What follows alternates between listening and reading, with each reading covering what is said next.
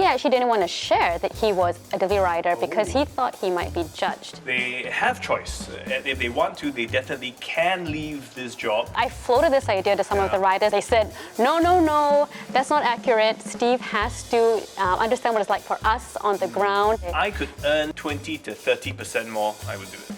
So hey guys, it's Steve here. I'm the host for Talking Point. And I'm Sarah, I'm the producer for Talking Point. Today we wanted to have a chat with you guys about a recent Talking Point episode about food delivery riders. It stirred up quite a few comments when we posted it on YouTube, on Facebook, on TikTok. We wanted to, answer some of the comments and queries that you guys put down. Nobody is forced to be a delivery rider. Thomas Lee says, this job can only be a temporary hustle. Do you think this is valid reasoning? It depends a lot about the person's circumstances. So we had different profiles our episode. Someone like Steven, he's a young boy, he's in his 20s, he's got a business management diploma. If he wants to leave the job, he probably won't have a tough time getting out of it. Do you see yourself doing this as forever job? Not for the next 10 years. But then you have someone like James. He's older. It's a lot tougher because he may not find something that would give the same sort of salary income. To get back into the career path again, it worries me. I don't really have a high education level. MND saying there's no choice. It's become more than just a gig job. It pays the bill for some of us. I would argue otherwise, that I think they have choice. And if they want to, they definitely can leave this job, but it may mean moving to another job that pays them less at the start. So there are some sacrifices made because you're kind of starting a new career. There's so many F&B jobs, for instance, that require Singaporeans. But there are also some unique cases like this. I found that I love riding as a career. I have a fully paid house in a matured estate and a family of 6. He sounds more like an entrepreneur. I'm sure if you work smart, you plan, you save, you still can make it work. I still feel that it's very circumstantial. And it really depends on how easy it is for them to get out of the job as well. The one thing they loved about this job was the flexibility. You can start and you can end at any point of time you want. Even James told me he had stopped doing the delivery job for a while, gone to a full-time job for a few months, but found it was too structured. It can be quite challenging to move to another job. Once you get used to this flexibility, this control of your own time. Let's say that after being a food delivery rider for some time, you're changing jobs. Are there any problems? A rider did write into us and told us that he actually didn't want to share that he was a delivery rider because he thought he might be judged. I never tell them about food delivery during interviews as they are likely to form an opinion. And it doesn't sound like they form a good opinion, it's a bad opinion, right? There's this clip that the producers want us to watch. I have even some customers saying to me, oh, you are late, but it's okay because I know people with tattoos all have no future, so you all will do these food delivery riders.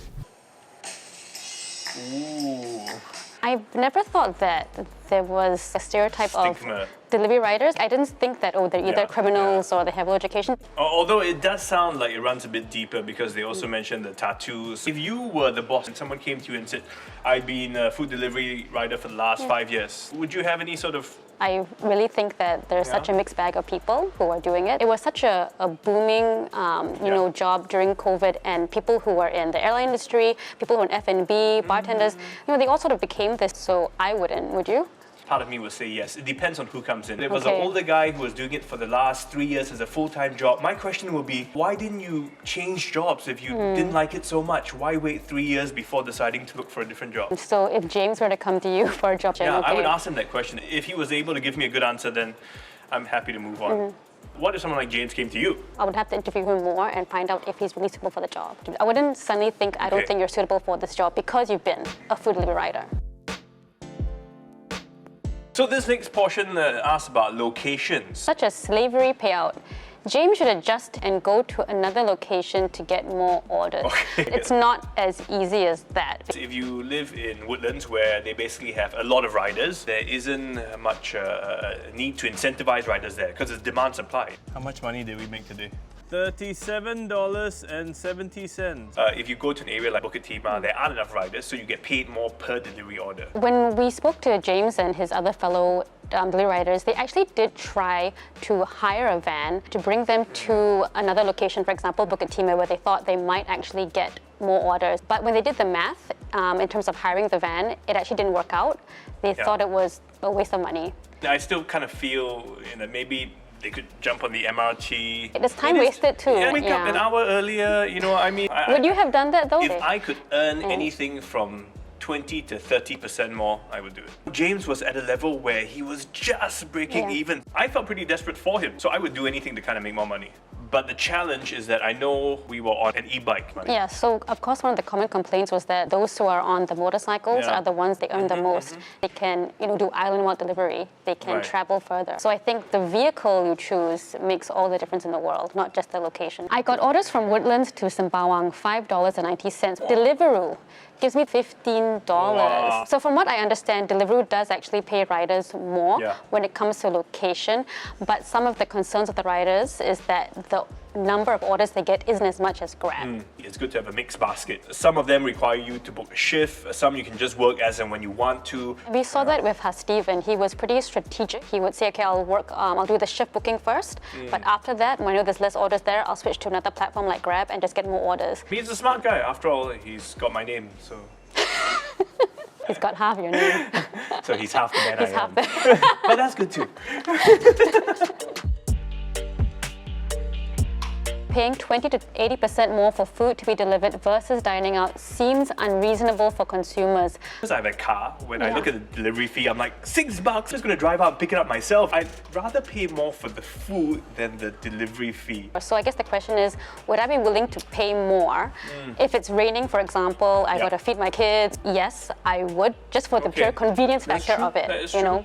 But on the other hand, paying drivers such low amounts for that much work seems borderline exploitive. Well, I wouldn't say it's exploitation because it comes back to the question of choice again. You have the flexibility, you have the convenience of choosing when to work. So if the rates aren't good, go somewhere else and earn a living, So the one thing that they told me was that they felt customers didn't appreciate them because they didn't give tips. They don't take into account the fact that sometimes they will wait for your order for 1 hour. A lot of them felt very unappreciated. In the 2 days, we had one order that gave us a $5 tip. And she only ordered like 2 coffees, which were like $12. And I was like, wow, it was from a foreigner. It is definitely not the norm.